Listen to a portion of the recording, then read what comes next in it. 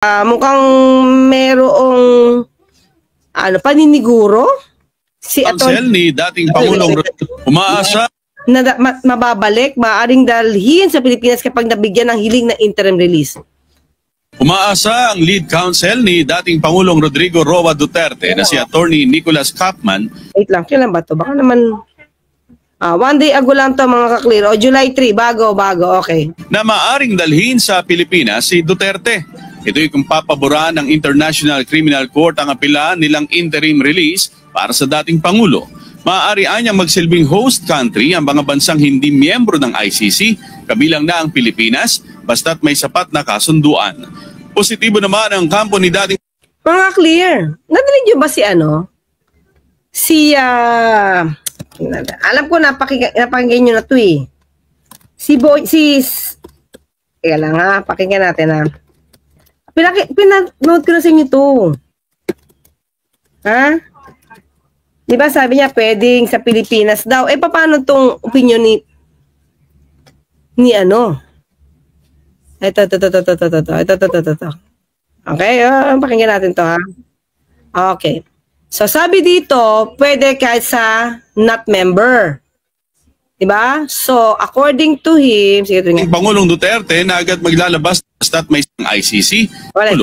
Maaari niyang magsilbing host country ang mga bansang hindi miyembro ng ICC, kabilang na ang Pilipinas, basta't may sapat na kasunduan. Sa Pilipinas, basta may sapat na kasunduan, okay.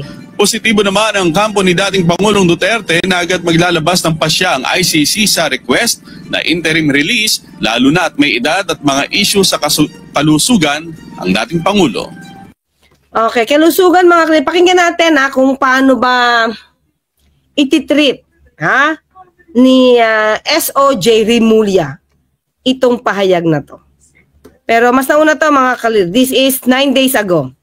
Hindi pa nagsasalita si Atty. Kaufman. Okay? Let's start first with the ICC prosecution strongly opposing former President Duterte's release, his interim release request to his chosen country. Does the DOJ, does the Philippine government have an official stance when it comes to Duterte's request?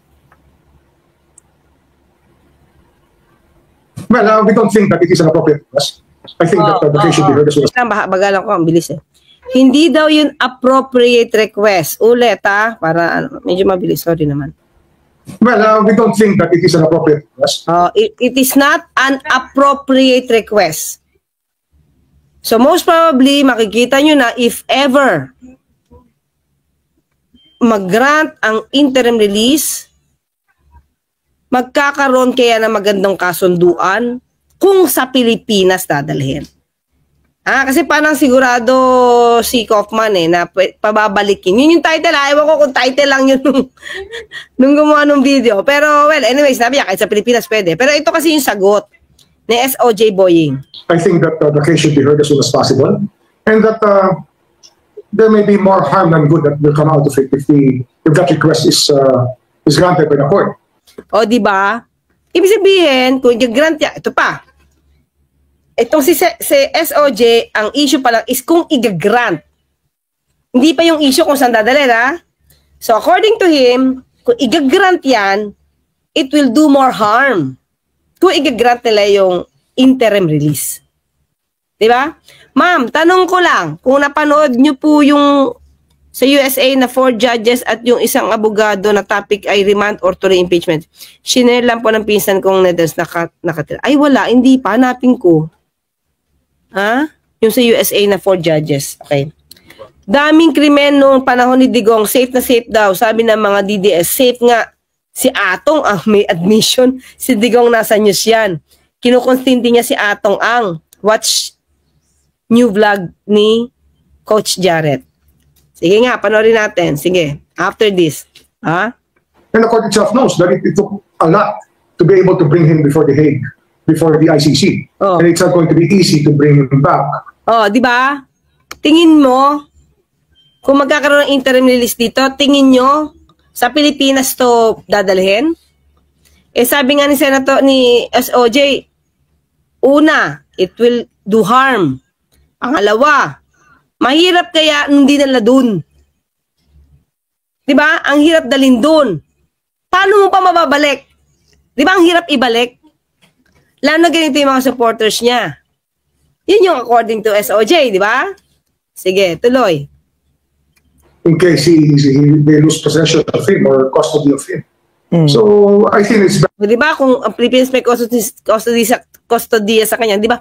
Nahirapan na nga bumalik eh. Ang dami-dami ng issue. Kinidnap, tinulak sa plane, kawawa, walang pagkain, yung pala maraming pagkain sa plane. Di ba? May mga gano'n, dami-dami mga fake news na lumabas. At, ayan, dinidemanda pa ni Senator Amy, sila SOJ. Diba? O paano ito nasa Pilipinas dadalhin? Eh sinasabi na nga nitong si Attorney Kaufman na kinidnap lang mula sa Pilipinas tapos babalik mo ulit sa Pilipinas. Tapos Pilipinas ulit magdadala doon. Tingin nyo, sa akin lang mga tingin nyo, pag nasa Pilipinas siya, nasa kustodiya ng Pilipinas yan, tingin nyo mapapadali ang Pilipinas dalhin ulit pag in-order ng ICC? ICC, wag mo pala balikin yan si Digong din sa Pilipinas, hindi na po yan magpapakita. Diba? Hindi nga, ito lang oh, bakit naman iisipin na Attorney Kaufman na sa Pilipinas? Hindi ba nahirapan nga? Pangalawa, di ba doon sa kanilang mga pleadings, nasabi niya na nakidnap. Pangalawa, di ba? Pangalawa, ang prosecutor daw talaga ay yung nasa palasyo. Pangatlo, pamumulitika lang to. Tingin nyo, kung sa Pilipinas yan, madali ba na sumunod ang administrasyon ng Pilipinas para madala sa ICC si dating Pangulong Duterte? Kung hindi nga nila kinikilala yung jurisdiction, i-assume natin, di ba? As early as now, gusto na maging presidente ni VP Sara. Halimbawang pinalad siya. Sa susunod na pagkakataon, naging presidente siya. Tingin nyo, kung ang kustodiya sa interim release ay nasa Pilipinas, tingin nyo, padadala ba ni VP Sara o kung sino mang kaalyado ng Duterte ang nanalo, padadala ba nila si dating Pangulong Duterte sa ICC? Di ba? So, ba't iisipin na Attorney Kaufman na pati sa Pilipinas pwede? Well, anyway, yun ang report. Di ko alam kung dinagdagan lang nito, ha? Ulit nga natin. Sige, baka naman dinagdagan lang nila. Hindi naman, ayan o.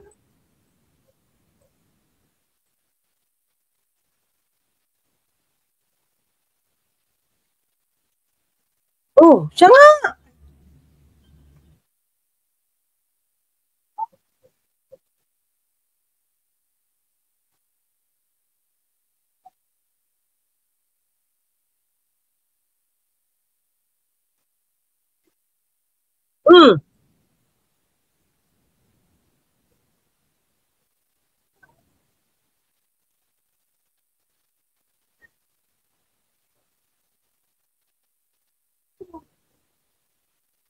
Okay, nako.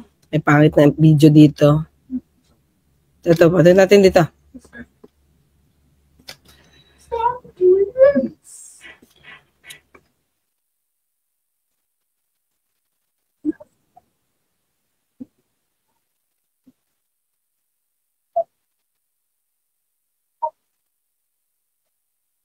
Oo nga, Pilipinas nga, mga ka-clear. Oh, Kibuli nagtago, Rocky nagtago, Celis nagtago, Bantag nagtago, kaya hindi bigyan niya ng release. Branch manager. Hindi ba? Hindi lang sa akin lang ganito eh. Hindi ko talaga alam kung kabisado ni Attorney Kaufman yung sitwasyon ni dating Pangulong Duterte. Ang dami niyang sinasabi tungkol sa kidnapping, pamumulitika, and everything. Diba? Tapos, you're expecting na dapat sa Pilipinas dalhin? Diba? Hindi ko makuha yung ano ni ano. Siyempre gusto niya dito. Bakit? Sige, bakit kaya niya gusto sa Pilipinas dalhin? Diba? So, hindi ko alam kung kabisado niya ba talaga yung nangyayari kay dating Pangulong Duterte. Ano yung nangyayari dito?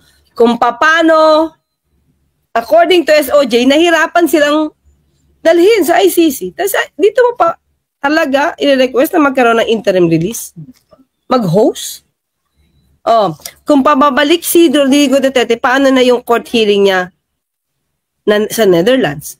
Hindi mo na nga alam kung makakabalik. Pagpunta pa nga lang, nahirapan. Paano pa ibabalik? Di ba? Better that we just hear the case with him present in the proceedings. Secretary, what... Wait. With him present, it's not going to be easy to bring him back. It is not easy to bring him back.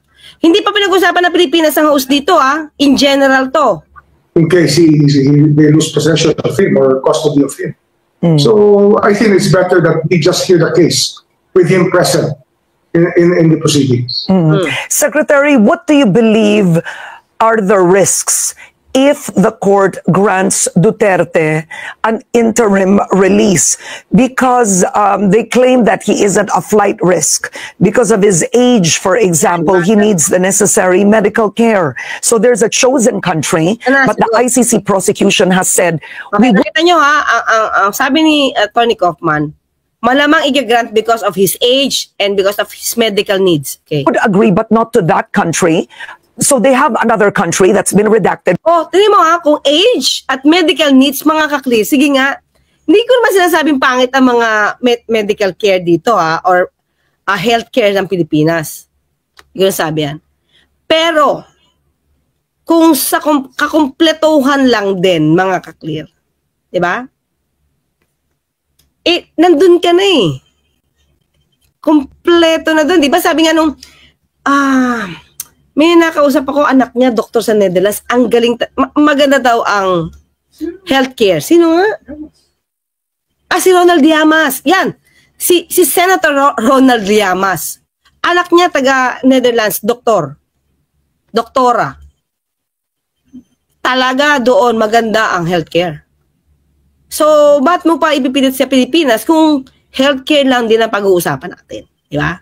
And we don't know these countries, but overall, what is the risk of having Duterte released to a country? Number one, is it practical or necessary to get him released to another country? The way I look at it, the best medical care is already available in the Netherlands. And best medical care is available in the Netherlands. Moving him might even cause a few more adjustments that will not be good for him. So let's just wait for the case to be heard. And let's just stay put where he is right now. I think that's the best thing that can happen in this case. Di ba, mga ka-clear? So, tingnan ulit natin si Kaufman. Balikan natin si ano. Okay. But if I'm not mistaken, the government has already stated point blank that it's not prepared to receive him. Yun na pala Yung pala Alam mo na pala Buti naman nadinig niya.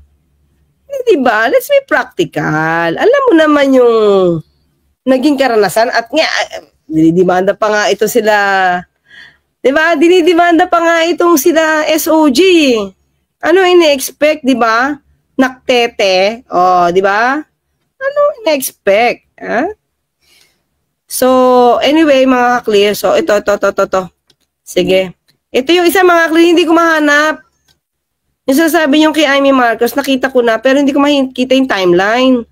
Saan timeline dito? Dito ba yan, Angela? Tama ba? Sige, may tanong. Save ko po yung video. Paano ko po ba masishare sa inyo? Paano ba? Wait, Teka lang. I-save mo yung video, tapos padala mo sa Messenger? Sa Messenger. Diba? Nakita mo yung Messenger, ito picture. Ito. Nakita mo yung picture. Paano ba? Ano ba yung picture makikita? Wait Ano ba yung picture ko dun? Yung parang naka-orange na polo. Parang nagmamaroon orange. Yan. Messenger. Ito ni Claire Castro. Okay. So, dito nga, pakinggan natin. Hindi ko alam yung timeline, mga kakliyon kay Amy Question is that what's the effect of the report by Senator Marcos not being publicly available on the Senate website Given that it was referenced in your motion to challenge with respect to jurisdiction of the ICC, what is your comment? Good morning. How are you today? I'm perfectly well. So is the former president, who's in good spirits. How's our former spirit din pala si former president, oh. president, attorney? As I told you, he's in good spirits. I've just come out from a legal visit with him here at the prison. Attorney, my first... So, in legal spirit. So, mukhang okay naman. Okay na, ulit. In good spirits, I've just come out from... Spirit pala, legal spirit. As I told you, he's in good spirits. I've just come out from a legal visit with him here at the prison. Attorney, my first question is that what's the effect of the report by Senator Marcos not being publicly available on the Senate website, given that it was referenced in your motion to challenge with respect to jurisdiction of the ICC? What is your comment on this? Well, I believe that the report has now been restored to the official website. I'm not going to get into the legal arguments. As you may be aware, the prosecution have argued that Mr. Duterte is a flight risk, and they based that inter alia on the argument that he has expressed through his counsel that his surrender to the court was essentially an illegal rendition. We believe that the report counters that. We believe that raising an argument as to the legality of the surrender is a legitimate legal argument. Oh, di ba? In other words, i-question niya pa rin yung jurisdiction kung okay. I-raise niya yung issue kung paano dinala si dating Pangulong Duterte sa ICC. Rendition. Diba? So in other words, lumalabas na illegal. Okay? So kaya nga mga kakli, kung illegal nga ito, sabi niya valid issue daw to be raised. Pero hindi nga ba ito magko-conflict? Kaya nga ito ginamit ngayon ng prosecution laban sa kanila eh. Di ba? Nung prosecutor na ICC prosecutor, pero paano kang hihingi ng interim release and you will promise to do these things, ganyan-ganyan, at hindi ka flight risk? Kung from the start pa lang, kino-question mo na yung pagpapupunta sa ICC, pagdala sa ICC. At sinasabi nyo nga is rendition. Extra rendition. Parang kidnapping. But once again, I'm not going to get into the nitty-gritty of it. This is litigation, and litigation should be conducted in court. Yes. Thank you, Attorney. In light of the Department of Justice Secretary Remulla's recent admission that the evidence in the drug war cases was allegedly destroyed and the subsequent decision to cede jurisdiction to the ICC, what is your comment on this? Well, that's Secretary of Justice Remulla's claims. Once again, I'm not going to get into the truth or falsity of that. What I do know is that my client, Mr. Duterte, had nothing to do with destroying any evidence. Siyempre naman, mga kakli. Obvious naman to. Alam mo sabihin niyang oo, dinestroy ng kliyente niya yung ebidensya. Alam mo, ito yan mga kakli. May mga tanong kasi minsan yung mga reporter, parang ano mo, alam mo na yung sagot. Okay, may mga reporter kasi na parang, alam mo, reporter kunwari, pero propagandista. Alam niyo yun? Meron siyang, nakita naman natin ito sa sinabi dati ni Secretary Gibo. Diba? Parang you're just, your propaganda in a disguise of a question. Remember that? Yung sinabi niya noon, that's a propaganda in disguise of a question. Pero when in fact, nagtatanong ka para maging propaganda ng isang grupo o isang tao, pero as it, tinatanong mo yan, napaka-inosente na dating ito mo, hindi. Nagpa-propaganda ka lang. Kaya kino-quote mo bawat sinasabi, nung pinopropaganda mo, saka mo itatanong doon sa gusto mong tanungan. Diba? At least, pag na-quote mo na propaganda mo na doon sa tao nakikinig kung ano sinabi nung kanya kakampi. Gets nyo? May ganon. Sa itong mga reporter dito mismo, hindi ko alam kung sino reporter dito, parang alam naman nila minsan yung sagot, pero pinifeed nila para, alam mo, magka-create ng issue para maparot nila yung gusto nilang iparot. Diba? Yun yon. Okay? Destroying evidence is a criminal offence. It was not done, and it was not done at his request. So, okay. Tatanong, sabi ni Sen Boying Remulla. Wala yung ibang ebidensya na destroy. Destroy. So, sabi na Tony Kaufman, hindi pa yung ginawa at hindi yung gagawin. Kasi it's a crime. Manira ng ebidensya. Diba? Ang tanong natin, sabi niya, hindi gagawin ng kliyente niya. Tanong natin, nung inamin, ito lang naman, nung inamin, di ba? Nung inamin natin Pangulo Duterte na pumatay siya ng 3. Sabi niya sa BBC, ulit nga natin.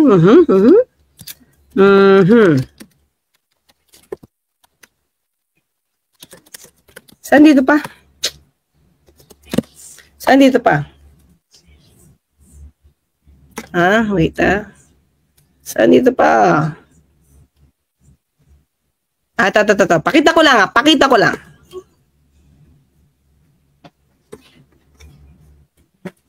Tignan natin, nasaan yung ebidensya nun? Admission to. 3 of them, because there were 3 of them.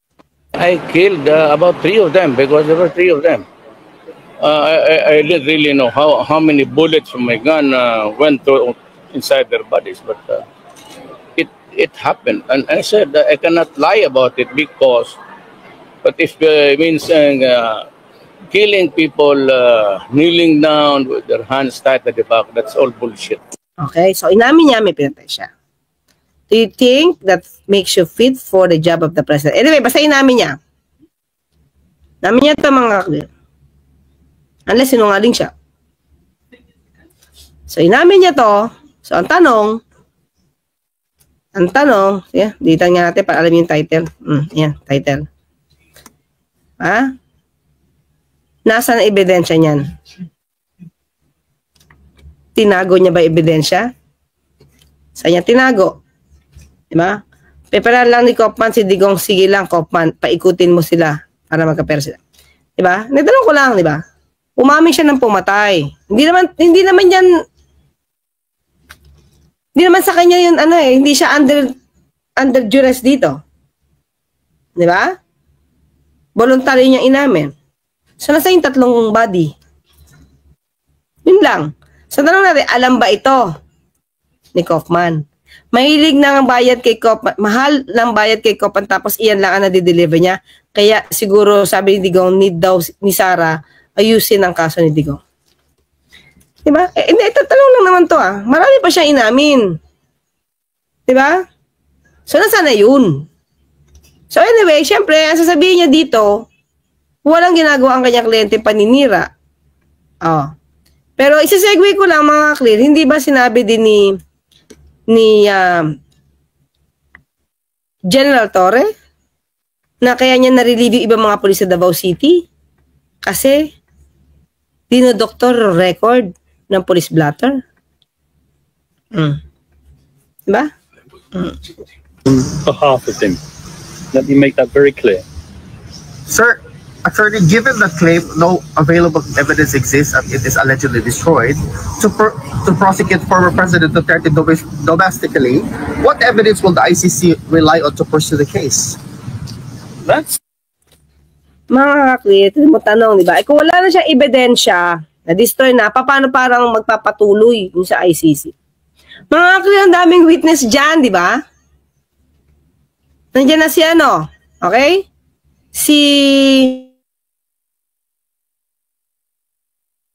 Yung dati niyang hitman, ano pangalan yung bago lang? Matubato. Si Las Cañas. Diba? Kahit naman hindi, syempre mas maganda kung may ebidensya talaga. Pero diba may binanggit na si sa Laudi. At may nakita ng parte ng buto si De Lima. Parang yung narratives ni Kaufman, parang same ng kay BP Sara. Oo nga Di ba? Hindi lumalalim Walang lalim. Anyway, di natin alam kung meron pa to. Meron pa siyang ilalabas. So Secretary Justice Remulla's claim that evidence was destroyed. I don't believe it. He might believe it. So in other words, hindi mga ebidensya, hindi na-destroy. Diba? But I'm telling you, it's not true, and it was not done. Now, so, kung it's not true, it's not done, so intact pa yung ebidensya. Ganun. regarding the evidence that's going to be brought by the ICC prosecution, I'm not at liberty to disclose that. It's all confidential, and it would be wrong for me to disclose that to the media. Attorney, do you think that is a legitimate concern or politically motivated?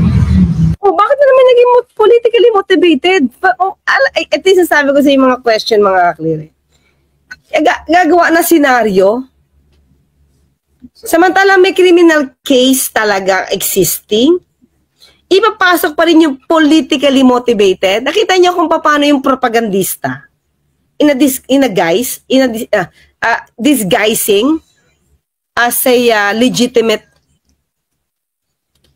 na reporter. I don't understand the question. What do you believe that's politically motivated? That destroying evidence may obstruct justice as or perhaps sort of cover-up. Do you think that is a legitimate concern or politically motivated? Former president did not destroy any evidence. No one on his behalf destroyed evidence. Paano niya nalaman? Kilala naman niya kilala to, di ba? Pinakita ko ngayon sa BBC news I'm not going to get into the argument as to who destroyed evidence. Tama. Wag mo na siyang pag-usapan kasi wala kang alam dun. Diba? Wala siyang alam. He can say na hindi dinestroy ni Pangulong Duterte. Wala siyang alam dun. Kilala sila nagkakilala. But destroying evidence is a criminal offense. My client did not commit criminal offenses. Yung kliyente daw niya hindi nag-commit. Si dating Duterte, Pangulong Duterte, hindi nag-commit ng criminal offenses. Pero may mga pag-amin ng pagpatay, di ba? He's here facing charges that he did commit criminal offenses, that he was responsible for an illegal drugs war. That is not the case. Thank you, Attorney. Attorney Cristina Conte warned that any country agreeing to adopt former President Duterte for interim release risk being seen as a safe haven for a despot, for a murderer. What is your comment on this? Well, I try to ignore the ramblings of Cristina Conte because it's really not quite good for my karma in the morning. But hindi ko maintindihan, she's not good for my camera ba? Sorry for my camera in the morning? Sorry, hindi ko maintindihan. Ano sinabi niya? Hindi ko na makita dito yung subtitle. Ano sabi niya? Hindi yung rambling. Not good to my camera? Tama ba? Not good to my camera in the morning. Yun ba yun? Karma. Hindi karma. Addictus like, kaya, paulit. Hindi ko naman intindihan make that very clear. Ay, ganyan. Country agreeing to adopt former president. Really not quite good for my karma in the morning. But I don't know what position the ramblings of Cristina Conte because it's really not quite good for my karma in the morning. Ano ba? Tama ba ang pakidinig ko? She's not good in my camera. She's not good in my karma in the morning? Karma? She's not good. Karma. She's not good. Karma. She's not good karma in the morning. Wait, Ganon? Bakit napipikon ba siya kay okay. Ganon ba? Ma-addictus kala ko naman. Not good karma in the morning. Karma daw So karma in the morning. Yun, she's not good in... Kala ko kasi ni-insulto niya si sorry Kala ko ayaw niyang makita in the morning. Hindi siya good in my camera in the morning. Karma pala. Sorry Ang gagaling niyo talaga, mga kaklear. I love you. Sabi ni Eric. She's not good farmer in the morning. It's not good form in the morning. Ay, nago. Ay, she's not good karma in the morning. Camera kasi akala ko pinipintasan niya physically. Yung pala yun. Yung ba yan, Dingo? Parang ang layo eh. Parang tama yung karma. It's not good karma in the morning. Ayan nga, form in the morning. Ayan, okay na. Noctate. Noctete. Not good in karma. Not good in karma. Ano ba kayo? Nakarma na. Hindi na kama. Not good in karma. Not good in karma. Not good in karma in the morning. Natatawa na tuloy ako sa inyo. Nawala yung antok ko. Sige, tuloy. But I don't know what position that lady has. She calls herself a legal assistant to counsel, that she's on the list of counsel at the International Criminal Court. I know that she's in communication with the office of the victims at the International Criminal Court. I believe that her comments, if they're true, I haven't seen them in the media yet, would be basically interference, and it would be unethical interference with the litigation that's currently being conducted on the subject of interim release. Attorney, in light of the court's decision to dismiss your request to disqualify Judges Ganso and Flores, do you intend to pursue a motion for reconsideration? Ano sabi ni Menchu? How can he be so sure? Remulla's referring to the police reports of the most EJK victims got destroyed. Mga wala eh. Hindi nga lang got destroyed, wala, di ba? Ito nga, sasabi ko ha. Ulitin natin. Remember during the court hearing sa Senado? Remember General Danao? Okay? General Danao. Inamin niya na pumatay siya ng isang kabaro niya. Kasi ginastify niya dahil daw binubugbog yung asawa. Pinatinunan nila, pero bumalik daw yata sa pagdodroga. So, ang ginawa nila is inoperate nila. Patay. Tanong natin, patay yun eh. Sa records nun. Tanong ko lang. Kasi kung may record naman si Danao, na pinatay niya yan, so anong dapat gawin kung inoperate nila? Anong dapat parusa? May parusa ba dapat? Or okay lang? Kasi wala namang record. May record ba? Walang record. Diba? Ayan, mas magaling pa yung konti dyan. Panay English lang. Wala yan. Hehehe. Danny Alfonso. Diba? No, I'm not going to. As I've said yesterday, that there has been new information which has come to light. I can't disclose that information, but it does affect the whether or not I would want to seek reconsideration of the request to disqualify. I don't believe there's a need for that anymore. Okay. Parang there's no need for that anymore. So mukhang magtutuloy-tuloy na sila. Okay? Okay, mga ka-clear. Yun lang. Basta kasi ang topic natin dito is ibabalik according to him. Kanina pinanood natin. Nandito na si Venzir. Hello, Venzir. Takumi. Okay. Kanina kasi pinag-usapan natin, di ba, na pwedeng ibalik sa Pilipinas. At gusto nga ni Kaufman, kung mag-grant ang interim release, sa Pilipinas sana. Pero yun na, pinakita natin kung ano yung response. Hindi actually response. Nauna pala si 9 days ago na si SOJ eh. So tinanong siya kung okay ba interim release. Sabi niya, it will do harm. More harm. Kung i-grant yung interim release. Diba? At mahirap kung dito sa Pilipinas at mag-grant man, mag-host ang Pilipinas, mahihirapan ang Pilipinas magbalik dyan. Diba? Kaya ba ng Pilipinas? Diba? Napabalik-balikin yan pag kailangan ng hearing. Sinisira na kasi ng mga Duterte utak ni Kaufman, kaya aligaga na rin sa magsalita. Noel Dulce. Anyway, maraming salamat sa Rudy Ilas and Sir Edison Morita sa iyong mga super stickers. Thank you. Ginagtut niya lang yung nagbabayad sa kanya na alam naman niyang wala siyang ipapanalo dahil inutil siya sa kaso ng matandang. Tingin ko dapat ganito. Ito na nga, I mean, syempre hindi naman niya susundin yung payo ko kasi mas magaling siya.